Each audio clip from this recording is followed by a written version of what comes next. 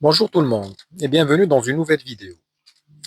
Et si je te disais que 80% des élèves ratent leur dissertation dès l'introduction, pas parce qu'ils n'ont pas compris le sujet, mais parce qu'ils ne savent pas comment entrer dans la réflexion. Aujourd'hui, Minute Philosophie te montre la méthode la plus simple et la plus efficace pour construire une introduction parfaite, celle qui te donne envie et qui donne envie au correcteur de continuer et de te mettre une bonne note.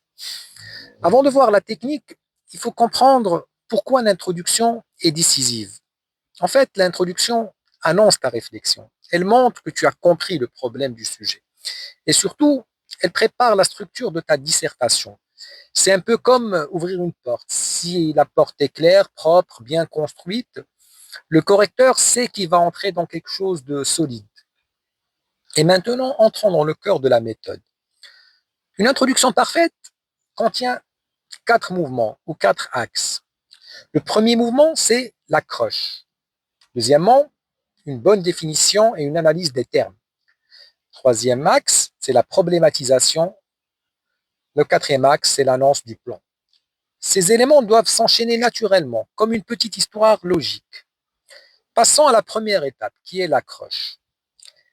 Elle sert à ouvrir le sujet sans être vague, et surtout à montrer que tu vas parler de philosophie, et non pas de généralité. Une bonne accroche part d'un paradoxe, d'une citation simple, d'un exemple réel, ou tout simplement d'une question universelle. Prenons un petit exemple pour un sujet sur la liberté. Depuis toujours, l'homme pense être maître de ses choix, mais est-il vraiment libre? Cette phrase prépare doucement l'entrée dans l'analyse. Deuxièmement, il faut définir les termes du sujet. Une fois l'accroche posée, on glisse naturellement vers la définition des termes. C'est une étape essentielle. Si tu ne définis pas les mots du sujet, le correcteur pense que tu ne les comprends pas. Tu dois expliquer les mots comme si tu les faisais passer du langage courant au langage philosophique. Exemple, être libre peut signifier agir sans contrainte, mais aussi obéir à sa propre raison. Cette transition construit ton sérieux et prépare la problématique et montre au correcteur que tu connais très bien les termes de ton sujet. Troisièmement, il faut problématiser. La problématisation du sujet est importante car c'est la clé de ta note. Maintenant que les termes sont définis, tu dois montrer où se trouve la difficulté. C'est ce qu'on appelle la problématique. Tu dois faire apparaître une tension, un paradoxe ou une contradiction, quelque chose qui justifie ta réflexion.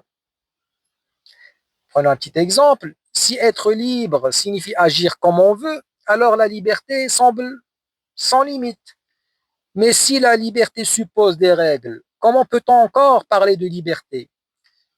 Comme vous voyez, cette question ouvre le chemin vers ton plan.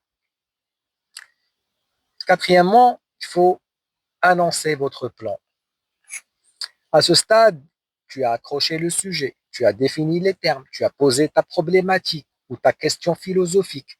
Il te reste maintenant à annoncer comment tu vas y répondre. C'est l'annonce du plan. L'annonce du plan doit être simple, elle doit être fluide, cohérente avec ta problématique. Exemple, nous verrons d'abord que puis nous montrerons que enfin nous verrons que et ainsi de suite. Il ne faut pas tout détailler, juste un aperçu clair et bref. Il faut donner au correcteur l'envie de continuer la lecture de ta copie. Prenons un exemple d'introduction complète et structurée. Sommes-nous vraiment libres? Depuis toujours, l'homme affirme être maître de ses choix.